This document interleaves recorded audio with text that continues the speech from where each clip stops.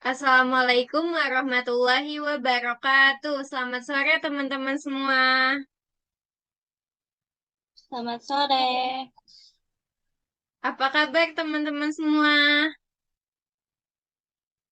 Baik, Bu. Alhamdulillah. Alhamdulillah, baik, Bu. Bu.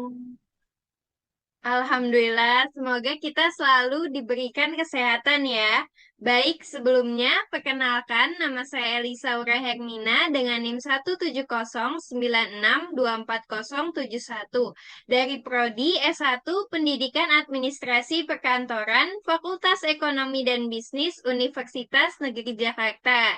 Jadi hari ini saya akan mendampingi teman-teman untuk pembelajaran terkait inflasi dan pengangguran. Nah, sebelum kita memulai pelajaran, alangkah baiknya kita berdoa terlebih dahulu. Berdoa menurut kepercayaannya masing-masing dimulai.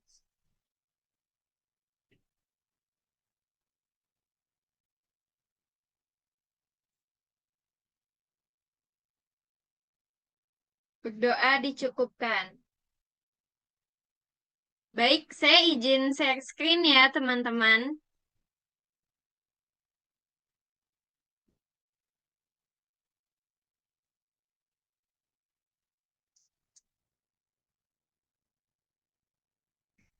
Oke. Sudah terlihat, teman-teman? Sudah, Bu. Sudah, Bu. Lanjut ya, kita masuk ke materinya, yaitu inflasi dan pengangguran. Teman-teman, kalau mendengar atau melihat kata inflasi itu apa sih yang terpikirkan gitu atau yang terlintas?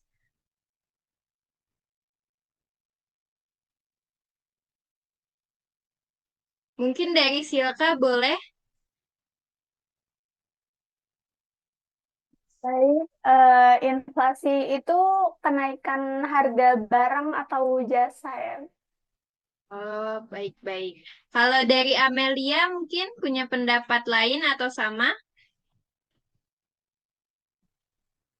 Kalau menurut aku, inflasi itu proses menaiknya harga atau barang. Cynthia, bagaimana Cynthia?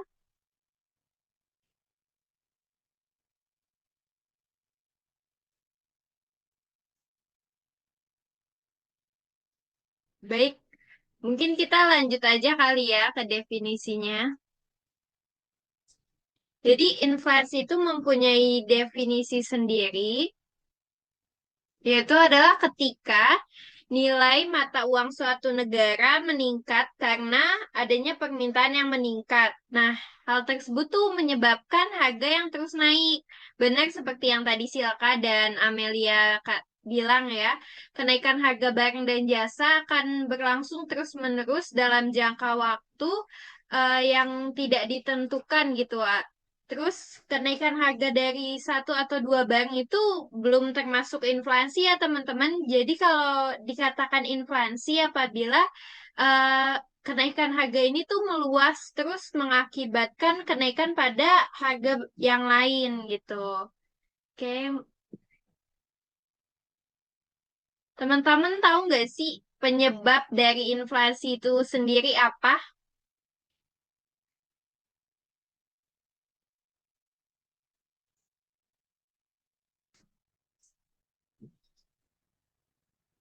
Eh, Penyebabnya itu nilai uang merosot.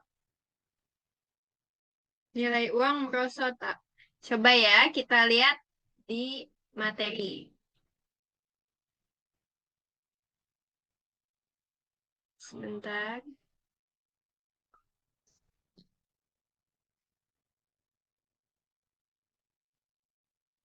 Nah, penyebabnya itu ada di sini ada tiga ya. Bukan merosot, mungkin tingginya peredaran uang ya.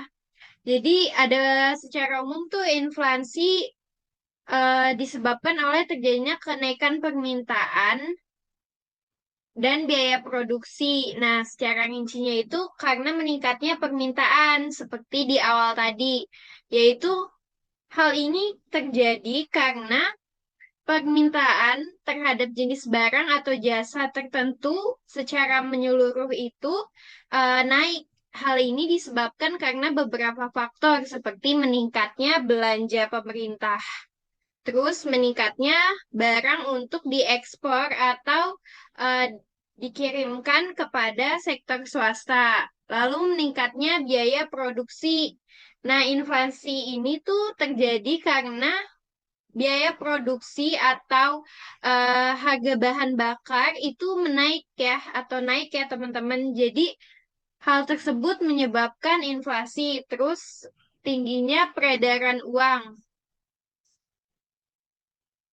eh, Peredaran uang yang beredar tinggi di masyarakat itu eh, terjadi ketika jumlah barang tetap, sedangkan uang yang beredar meningkat 2 kali lipat, maka bisa terjadi kenaikan harga-harga hingga 100%. Oke, selanjutnya yaitu kita masuk ke jenis-jenis inflasi. Nah, di sini tuh berdasarkan tingkat keparahannya ada 4. Yang pertama, inflasi ringan. Apa sih inflasi ringan itu? Inflasi ringan yaitu inflasi yang tidak mengganggu keadaan perekonomian karena harga-harga hanya mengalami kenaikan secara umum. Nah, inflasi ini nilainya tuh di bawah 10% per tahunnya. Sedangkan yang kedua atau inflasi sedang ini adalah inflasi yang membahayakan kegiatan perekonomian. Kenapa? Karena inflasi ini tuh dapat menurunkan kesejahteraan masyarakat yang memiliki penghasilan tetap. Inflasi ini berkisar antara 10% hingga 30% per tahunnya. Lalu yang ketiga ada inflasi berat, yaitu inflasi yang mengacaukan kondisi perekonomian karena masyarakat tidak ingin menabung lagi di bank dikarenakan bunga bank jauh lebih tinggi, bunga bank jauh lebih kecil daripada laju inflasi. Inflasi ini tuh berkisar sekitar antara 30% hingga 100% per tahunnya. Sedangkan inflasi sangat berat yaitu inflasi yang sudah sangat sulit dikendalikan karena inflasi ini sudah berkisar di atas 100% per tahunnya.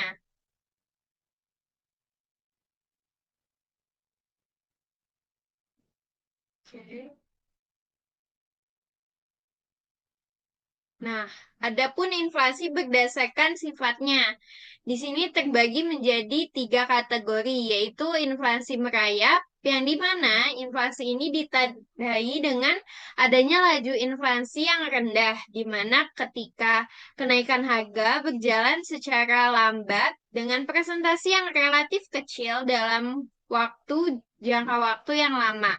Adapun inflasi menengah yaitu ditandai dengan adanya kenaikan harga yang cukup tinggi, kadang-kadang dalam jangka pendek itu berjalannya sedikit cepat, yang dimana artinya harga-harga minggu atau per bulan ini lebih tinggi daripada harga-harga minggu atau bulan lalu.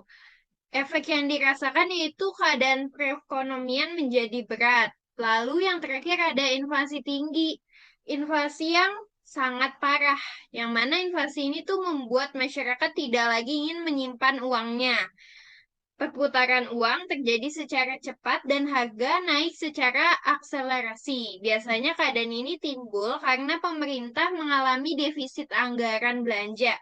Misalnya saat keadaan perang, yang dibelanjai atau ditutup dengan mencetak uang. Oke.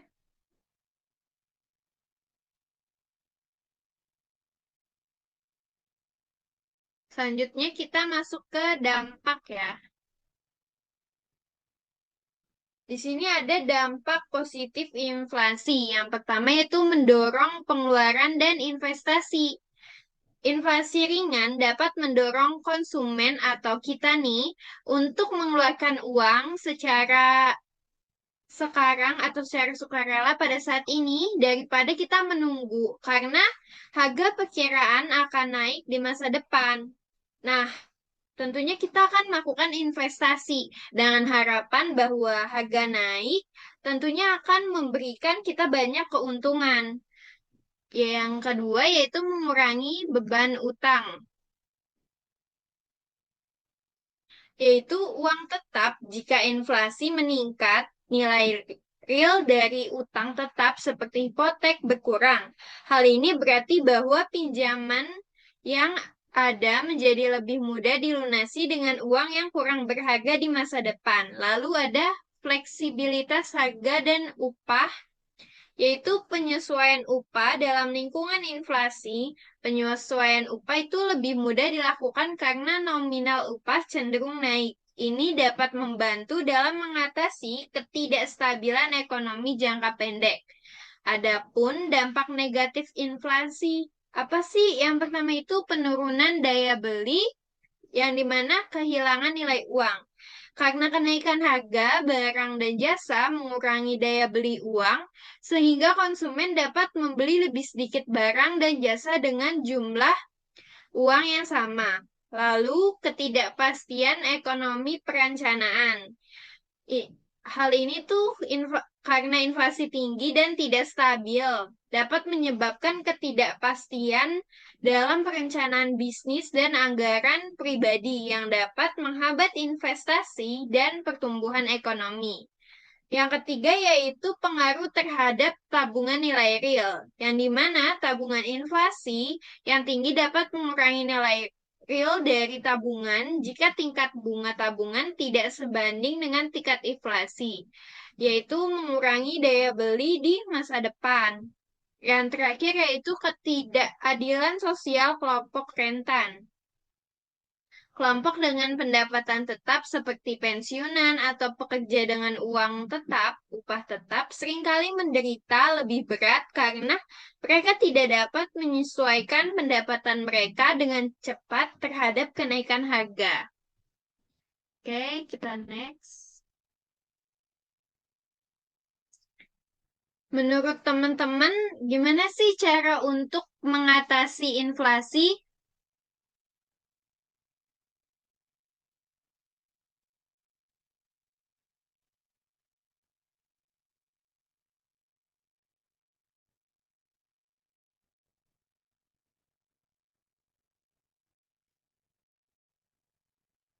Ada yang tahu nggak nih teman-teman cara mengatasi inflasi itu gimana atau strateginya nih?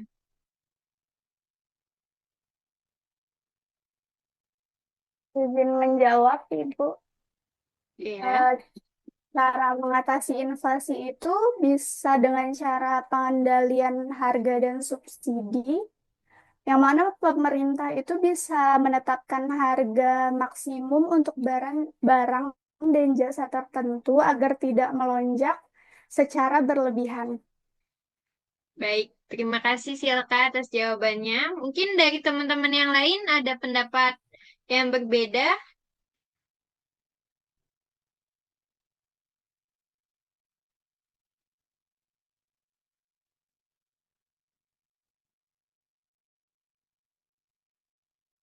Baik, kalau tidak ada saya lanjut ya. Jadi, strategi mengatasi inflasi itu ada dengan mengurangi pengeluaran. Yang dimana itu tuh salah satu cara yang paling direkomendasikan karena dengan mengurangi pengeluaran tentunya kita akan permintaan akan barang dan jasa itu kan akan menurun atau berkurang yang kemudian akan berdampak pada menurunnya harga barang tersebut. Lalu yang kedua itu menaikkan tarif pajak. Nah, hal ini bisa dilakukan pemerintah dengan menaikkan tarif pajak tentunya itu akan mengurangi jumlah uang yang beredar dan menekan akan permintaan barang dan jasa. Yang ketiga itu membeli surat utang negara, yaitu salah satu cara untuk mengatasi inflasi. Membeli SUN atau surat utang negara itu di pasar terbuka. Nah, dengan cara ini tuh seseorang dapat membantu mengatasi laju inflasi dengan membantu negara membayar hutang. Lalu yang keempat itu ada kebijakan moneter yang ketat, yang dimana bank sentral dapat menaikkan suku bunga untuk menekan inflasi. Nah, tingkat suku bunga yang lebih tinggi dapat membuat pinjaman lebih mahal, yang dapat mempengaruhi investasi dan pengeluaran konsumen. Lalu, yang kelima, kebijakan fiskal yang ketat, yang dimana pemerintah tuh dapat mengurangi pengeluaran dan menaikkan tarif pajak untuk menekan inflasi. Nah, yang terakhir atau yang keenam dengan meningkatkan produksi. Kenapa sih? Tentunya dengan meningkatnya produksi itu tuh dapat menekan inflasi. Nah, dengan meningkatkan pasokan barang dan jasa di pasar. Oke. Nah, next. Baik, selanjutnya kita akan masuk ke pembahasan terkait dengan IHK atau menghitung laju inflasi. Nah, rumus laju inflasi itu sendiri yaitu LI atau laju inflasi sama dengan IHKN dikurang IHKN min 1 per IHKN min 1 dikali dengan 100%. Nah, IHKN ini adalah indeks harga konsumen tahun dihitung. Nah, sedangkan IHKN min 1 yaitu indeks harga konsumen tahun sebelumnya. Setelah itu dikali dengan 100%. Nah, di sini kita akan membahas definisi IHK itu sendiri ya. IHK atau Consumer Price Index atau CPI itu adalah ukuran biaya keseluruhan barang dan jasa yang dibeli oleh konsumen untuk memenuhi kebutuhan hidupnya. Nah, ahli statistik pemerintah tuh secara rutin menghitung dan melaporkan indeks harga konsumen ini.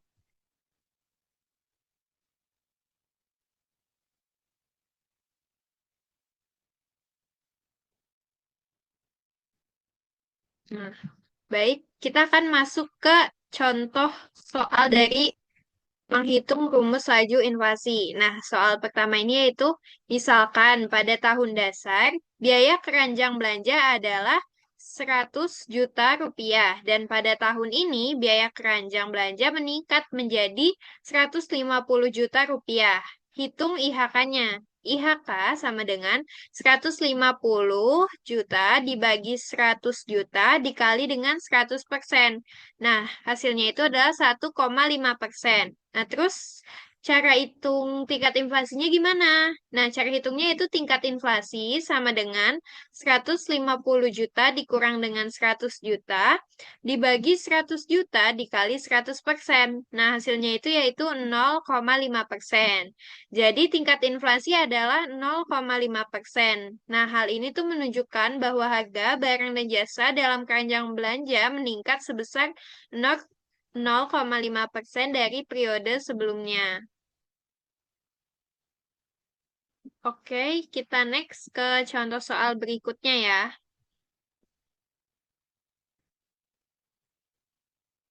Yaitu misalkan pada tahun 2015 harga BBM Pertalite per liternya adalah sebesar Rp7.450. Sedangkan pada tahun 2023 terjadi kenaikan harga di pasaran, sehingga BBM Pertalite itu dijual senilai dengan harga Rp10.000.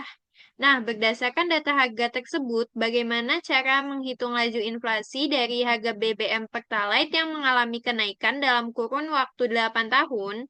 Tingkat inflasi, yaitu cara menghitungnya 10.000 dikurang Rp7.450 dibagi 10.000 dikali 100%. Hasilnya itu yaitu 25,5%. Nah, cara kita menghitung rata-rata kenaikan laju inflasinya yaitu 25,5% dibagi 8. 8 ini adalah dari 8 tahun. Nah, 25% ini tuh untuk hasil 1 tahunnya ya, atau keseluruhannya. maka hasilnya adalah 3,2%. Jadi berdasarkan contoh perhitungan inflasi di atas, laju inflasi BBM Pertalite dari tahun 2015 sampai 2023 adalah sebesar 25,5%. Lalu rata-rata kenaikan inflasi per tahunnya adalah 3,2%. Dengan begitu, BBM Pertalite dianggap memiliki kenaikan inflasi yang tergolong ringan. Sebab dalam kurun waktu 8 tahun, total kenaikan tidak lebih dari 10%. Selanjutnya kita akan membahas terkait pengangguran. Teman-teman di sini kalau dengar kata pengangguran tuh apa sih yang teman-teman pikirkan gitu? Izin menjawab, Ibu. Menurut saya, pengangguran adalah orang yang mencari suatu pekerjaan atau sedang melakukan atau menyiapkan usaha seperti itu. Baik, coba ya kita lihat definisi dari pengangguran itu sendiri. Benar ya, seperti yang Amelia bilang, pengangguran adalah mereka yang sedang mencari kerja atau sedang menyiapkan usaha. Nah, diterima ataupun orang yang diterima kerja tetapi belum memulai kerja, serta tidak mencari kerja karena merasa tidak mungkin mendapatkan pekerjaan. Pengangguran itu dapat terjadi disebabkan oleh ketidakseimbangan pada pasar tenaga kerja. Nah, hal ini menunjukkan jumlah tenaga kerja yang ditawarkan melebihi jumlah tenaga kerja yang diminta. Baik, kita lanjut ke jenis-jenis pengangguran ya. Nah, jenis-jenis pengangguran berdasarkan cirinya itu ada 4. Yang pertama, pengangguran terbuka, yaitu pengangguran ini tuh disebabkan akibat penambahan pertumbuhan kesempatan kerja yang lebih rendah daripada pertumbuhan tenaga kerja. Akibatnya, banyak tenaga kerja yang tidak memperoleh pekerjaan. Lalu, adapun pengangguran tersembunyi. Apa sih pengangguran tersembunyi itu? Yaitu keadaan di mana suatu jenis kegiatan ekonomi dijalankan oleh tenaga kerja yang jumlahnya melebihi dari yang diperlukan. Adapun pengangguran musiman, yaitu ini tuh keadaan pengangguran pada masa-masa tertentu dalam 1 tahun. Pengangguran ini tuh biasanya terjadi di sektor pertanian. Misal, petani akan menganggur saat menunggu masa tanam dan saat jeda antara musim tanam dan musim panen. Lalu, adapun setengah menganggur, yaitu keadaan di mana seseorang bekerja di bawah jam kerja normal. Di Indonesia, jam kerja normal itu adalah 35 jam seminggu. Jadi, pekerja yang bekerja di bawah 35 jam seminggu termasuk dalam golongan setengah menganggur. Oke. Teman-teman tahu nggak sih dampak dari pengangguran itu sendiri apa? Izin menjawab, aku udah ada. Ya, boleh silakan. Dampak dari pengangguran pastinya meningkatkan kemiskinan, terus juga menurunkan tingkat kesejahteraan. Ya, benar ya. Kenapa sih pengangguran itu bisa meningkatkan angka kemiskinan? Karena orang yang tidak memiliki pekerjaan dan tidak dapat memenuhi standar hidup rata-rata akan berkontribusi pada peningkatan kemiskinan. Nah, ini tuh akan menimbulkan ketidaksetaraan ekonomi dan berpotensi lebih banyak pada masalah ekonomi lainnya. Lalu akan juga menghambat pembangunan pemerintah. Kenapa? Karena pengangguran ini tuh akan menyebabkan pendapatan pajak yang diperoleh pemerintah itu kan akan berkurang. Nah, nanti dampaknya itu akan menghambat pemerintah dalam menjalankan berbagai kegiatan pembangunan. Lalu adapun dampaknya itu masalah sosial politik. Nah, pada segi sosial tuh dapat dilihat dari banyaknya gelandangan atau pengemis. Nah, sedangkan dari sisi politik yaitu demonstrasi ataupun bertambahnya tingkat kriminalitas. Nah, pengangguran akan lebih berpotensi melakukan tindak kriminal seperti mencuri, merampok, atau melakukan tindak penipuan ataupun mengedarkan obat-obatan terlarang untuk memenuhi perekonomiannya. Nah, menurunkan tingkat keterampilan. Individu yang sudah lama tidak bekerja tentunya akan memiliki keterampilan yang menurun, yang mungkin awalnya dia bisa melakukan banyak pekerjaan karena sudah lama tidak bekerja, tentunya keterampilan tersebut akan menurun ya teman-teman. Nah, kenapa sih pengangguran itu dapat terjadi? Apa penyebabnya? Nah, penyebab dari pengangguran itu yang pertama tentunya sedikit lapangan pekerjaan.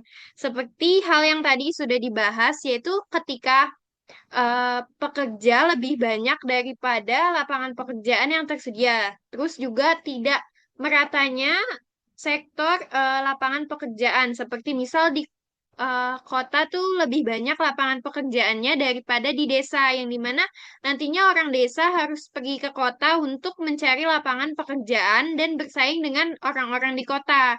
Lalu yang kedua, kurangnya keahlian. Misalnya, untuk menjadi eh, kasir ataupun bagian kitchen, kita tentunya harus mempunyai pengalaman gitu ibaratnya. Nah, tentunya untuk bagi lulusan yang baru gitu ya, seperti lulusan SMK itu tuh akan menyulitkan. Kenapa? Karena kan kita belum memiliki pengalaman di bagian itu, kecuali memang jurusan yang terkait. Lalu yang ketiga tuh tingkat pendidikan terakhir yang tidak memenuhi syarat. Kebanyakan tuh lapangan pekerjaan atau lowongan pekerjaan itu tersedia hanya untuk yang jurusan S1 atau yang sudah benar-benar lulus kuliah dan memiliki pengalaman bekerja. Sedangkan bagi misalkan siswa-siswi SMK yang baru lulus, tentunya itu akan menyulitkan karena di mana ketika tingkat pendidikan terakhirnya tidak memenuhi syarat, tentunya dia tidak akan bisa mendaftar gitu. Lalu kurangnya informasi.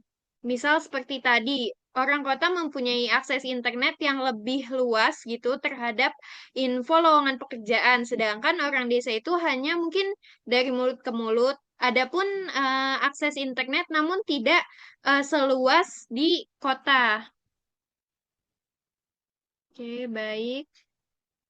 Nah, dari penjelasan terkait inflasi dan pengangguran, menurut teman-teman apa sih hubungan antara keduanya? Baik, izin menjawab. Eh, jadi hubungan inflasi dan pengangguran itu ada di kurva Phillips. Kurva ini tuh menunjukkan bahwa ketika inflasi tinggi, maka pengangguran rendah dan sebaliknya. Namun dalam jangka panjang, teori teori ini tidak berlaku karena faktor lain yang mempengaruhi hubungan antara inflasi dan pengangguran. Baik, Silka, terima kasih atas jawabannya. eh Mungkin kita lanjut ke kesimpulan ya. Jadi, pengangguran dan inflasi itu merupakan dua permasalahan ekonomi yang saling berkaitan dan mempunyai dampak signifikan terhadap perekonomian suatu negara. Pengangguran dapat mengakibatkan menurunnya daya beli masyarakat, menghambat pembangunan pemerintah, dan meningkatkan angka kemiskinan. Di sisi lain, inflasi dapat menyebabkan kenaikan harga dan barang, lalu menurunkannya daya beli masyarakat dan mempengaruhi pertumbuhan ekonomi. Sekian presentasi atau penjelasan dari saya. Apakah teman-teman ingin bertanya atau ada yang ingin ditanyakan? Saya ada pertanyaan. Ya, boleh silahkan Amelia. Pertanyaannya, apa peran pemerintah dalam mengatasi pengangguran?